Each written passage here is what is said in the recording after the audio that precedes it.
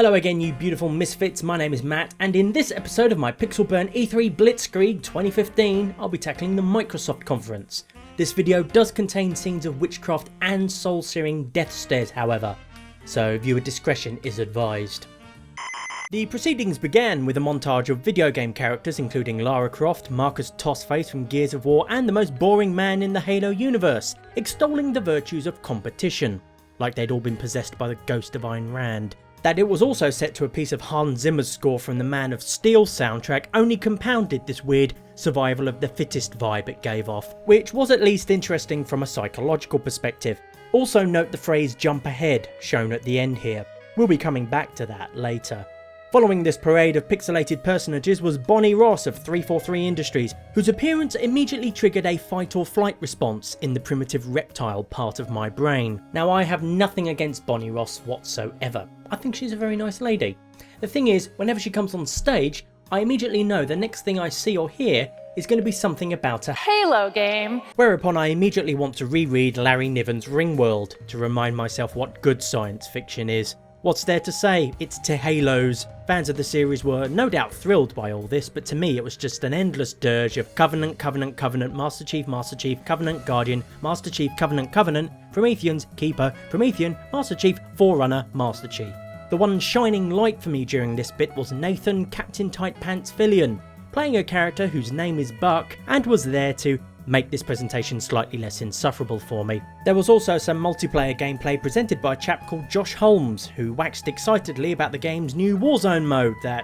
Oh, enough of this bibble. Moving on. Not a moment too soon came Recore, billed as an Xbox One exclusive from Keiji Inafune and the makers of Metroid Prime, the combination of which sounds like the title of a weird Harry Potter knockoff, part of a series starting with Keiji Inafune and the bastards at Capcom. Still, I'm pretty sure the makers of Metroid Prime have an actual name, you know. Unless the studio is actually called the makers of Metroid Prime. But that would be like a Japanese RPG studio calling itself, I don't know, the Tokyo RPG Factory. Anyhow, Recore. It's about a girl with a robot dog. Christ, what is it with bloody dogs this year? Did every developer in the industry have some traumatising Marley and Me moment recently?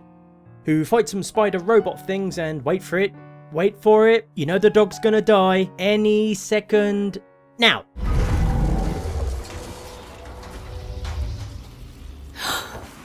There, the robot dog blows itself up to save the girl and hang on. Why is she plugging the glowing ball it left behind into... What?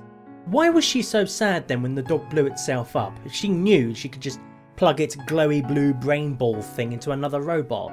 Oh no, my ineffectual robot dog is now a huge walking tank with exactly the same mind and personality. What a tragedy. The High Priest of Xbox, Phil Chameleon Spencer, then emerged on stage to unveil perhaps the biggest announcement of this particular conference: backwards compatibility. From autumn this year, all Xbox One owners will be able to play all their old digital or disc-based 360 games again on their new console without much hassle and completely for free. There are some caveats however. To make a 360 game work, you'll need to download a smallish compatibility file, which isn't too big a deal in and of itself. Publishers also have to approve games for backwards compatibility, so don't expect to be playing all your favourite 360 games on your Xbox One straight away. Although I do recommend you grab a pre-owned copy of Red Dead Redemption while you can, assuming you don't already own one, which you should. There's not much about this that I can be snarky about really. It gives existing 360 owners an incentive to upgrade, gives the Xbox One a much needed selling point over the PS4 and also gives the Xbox One a bit of a boost to its otherwise anemic lineup of games. Not bad for something that former Xbox Live VP Mark Whitten said wasn't possible, because the system is based on a different core architecture, so backwards compatibility doesn't really work from that perspective. And remember that jump ahead statement shown at the end of that opening montage? Yeah, this does rather contradict that somewhat, doesn't it? Anyway, after that audience-pleasing bombshell came the Xbox One Elite controller, described as an elite controller for elite gamers, with hair trigger locks, swappable components and a whole load of other gubbins that presumably means something to someone out there. One detail Microsoft didn't mention however was the price, which is $150! Jesus Christ, I could buy a pre-owned laptop for that much. Or the collector's edition of Fallout 4 with that real life Pip-Boy doohickey, and still have some change left over. Which is my clumsy segue to the reappearance of Fallout 4 overseer Todd Howard, minus the snazzy jacket he wore during Bethesda's conference and with absolutely none of the fucking swearing, more's the pity.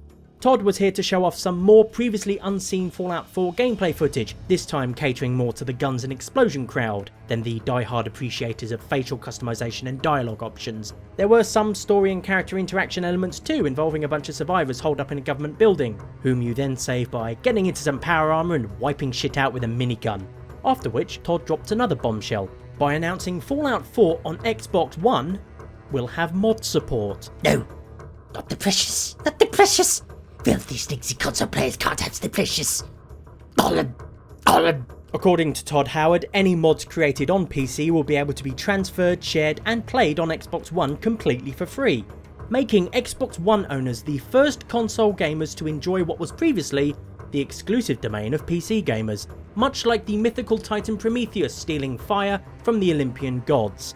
If Prometheus drank Mountain Dew and the fire was realistic horse genitalia. Before you Xbox One owners out there get too excited however, Bethesda have since confirmed that Fallout 4 mod support won't be implemented until early 2016, and it will be on PC first. Still, on behalf of my fellow PC gamers, I for one would like to welcome Xbox One owners in advance to the weird and wonderful world of mods.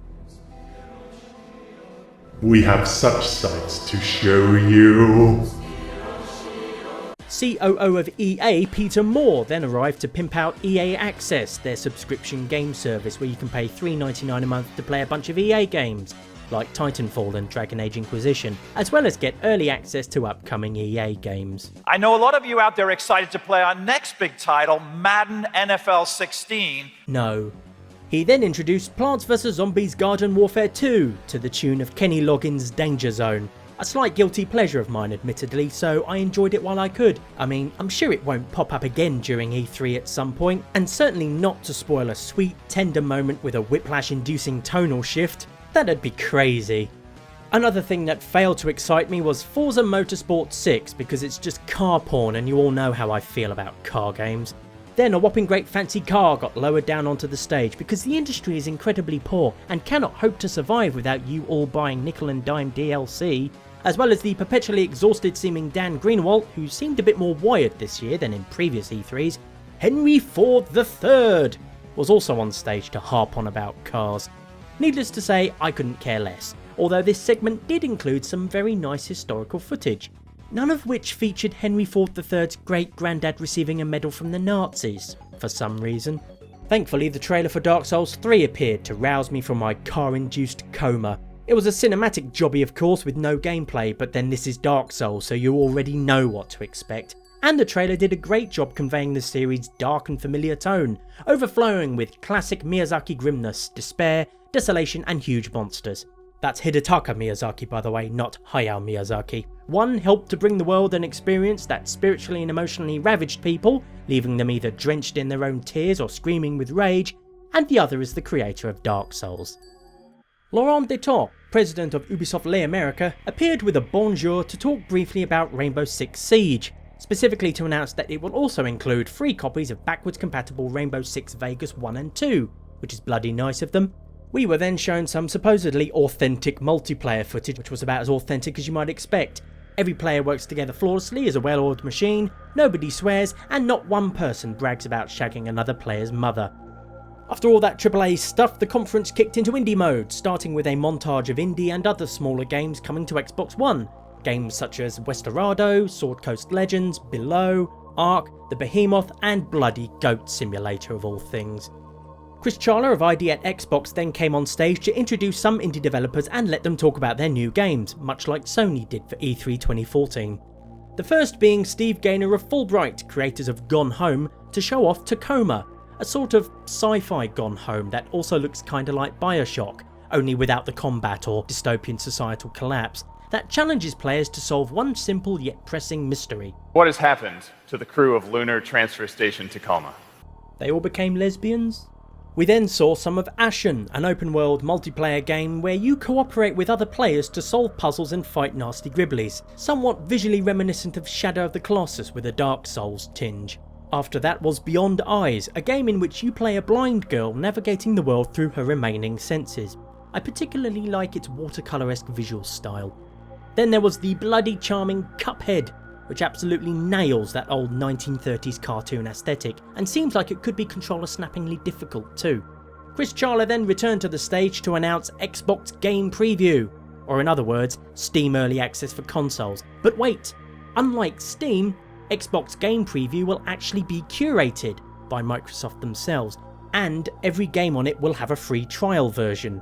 Some of the first games to come to the service will be Elite Dangerous, generally considered an example of early access done reasonably well, and DayZ, the poster child for horrible early access experiences.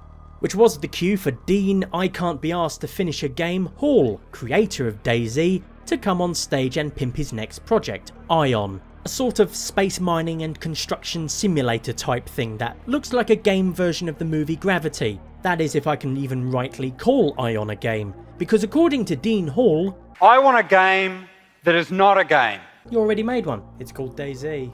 For the past year, I have been working... Really? Because I'm pretty sure DayZ hasn't. Anyway, things quickly shifted back to AAA development with some gameplay for Rise of the Tomb Raider, showing Lara Croft seeking a lost city in some mountains somewhere. Frankly, it doesn't look much different from 2013's Tomb Raider reboot, although that's no bad thing because I quite like Tomb Raider, and it was actually nice to see a gameplay segment without loads of gunfire, or Lara dying gruesomely from visual penetration metaphors. Up next was Rare Replay, a collection of supposedly classic games from developer Rare, including Banjo-Kazooie, Conker's Bad Fur Day, Perfect Dark, Viva Pinata, and others. Announced with a trailer that played so heavily to nostalgia, I felt like I'd actually travelled back in time. But then, much to many people's shock and astonishment, Rare announced a brand new game, which, if you know anything about Rare, is like someone turning up to their own memorial service after having been missing for so long they were declared legally dead. Called Sea of Thieves, it starts out looking like a survival sim, before shifting to look like an MMO, two genres I have practically zero time or interest for nowadays, but it's about pirates, with big piratey looking ships that That you man with a crew of other scurvy players, and there be undead pirates, and ship combat. Yar, this be stirring the call of the sea within me shivered black heart. Anyhow, we then got yet another trailer for Fable Legends, narrated by Lena Headey, who played Cersei Lannister on Game of Thrones, voicing the game's villain, Quell's Surprise, but then she does play villains so well. And at least she's not hurting for work. Then there was an announcement of Microsoft partnering with Valve VR alongside their existing partnership with Oculus, presumably so Microsoft don't have to develop their own VR headset like Sony's doing with Morpheus. Which leads us to the HoloLens segment, introduced by Lydia Winters of Mojang. Mojang. Wait, what? Mojang? Nobody told me it was Mojang. I've always called it Mojang. Great, now I look like a twat. Thank you so bloody much, Mojang. Lydia was here to show off Minecraft running on Microsoft's new HoloLens technology, and Jesus Christ! Never mind new technology, Lydia here looks hell-bent on harnessing our souls.